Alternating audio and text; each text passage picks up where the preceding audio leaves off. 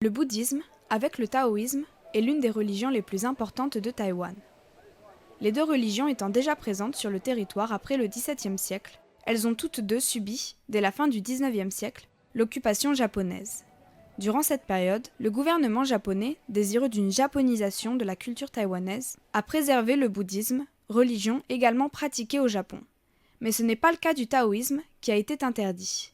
Très vite, les fidèles taoïstes se sont donc cachés dans les temples bouddhistes pour y effectuer leurs rituels et y vénérer leurs dieux.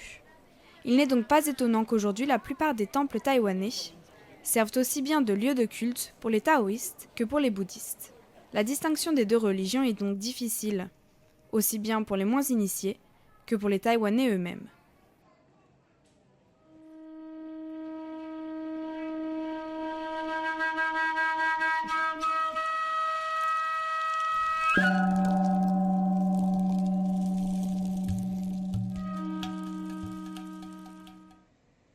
Il reste de l'occupation japonaise très peu de temples uniquement bouddhistes. Huguo Chansi, le temple Linti Huguo à Taipei, dans le quartier Zhongshan, en est l'un des plus anciens et l'un des mieux préservés.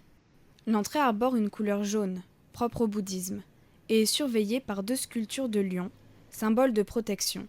La tradition voudrait que celui de droite soit un mâle, tandis que celui de gauche, souvent un petit entre les pattes, soit une femelle. Derrière eux, trois grandes ouvertures donnent accès à l'intérieur du temple. La porte centrale, plus grande que les autres, ne peut être empruntée uniquement que par les dieux.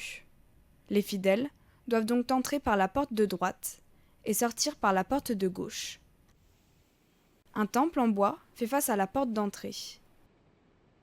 Bien plus épuré que la plupart des temples que l'on trouve à Taïwan, ce bâtiment traditionnel, au parfum boisé, comporte un tambour. Placé sur le côté gauche intérieur, il sonne chaque soir pour marquer la fermeture du temple. Une cloche, placée sur le côté droit du bâtiment, sonne, quant à elle, chaque matin à l'ouverture du temple. Ainsi, l'enceinte du temple, supposée répondre aux besoins des moines qui y vivent, reste néanmoins accessible aux fidèles pendant les heures d'ouverture.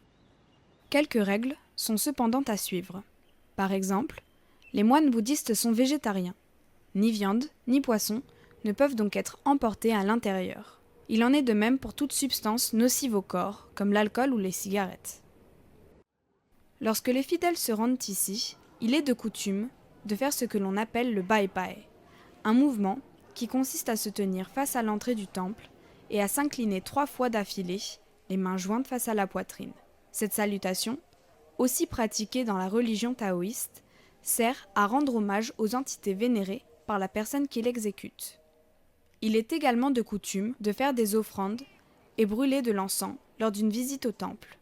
La fumée, supposée créer un lien entre notre monde physique et celui des esprits, délivrera tout message dans l'au-delà. Enfin, le temple est connu pour la grande pierre érigée près de l'une des entrées latérales. Trouvée lors de la construction du temple, l'inscription « Wu Zhu Shangxin » y a été gravée. N'ayant pas d'équivalent français, cette réflexion fait référence à l'importance de la notion de détachement dans la religion bouddhiste. Bien que ce temple, de style japonais, soit élégant, il reste très simple et est peu visité. De nos jours, les bâtiments de culte religieux asiatiques adoptent de plus en plus souvent un autre type d'architecture.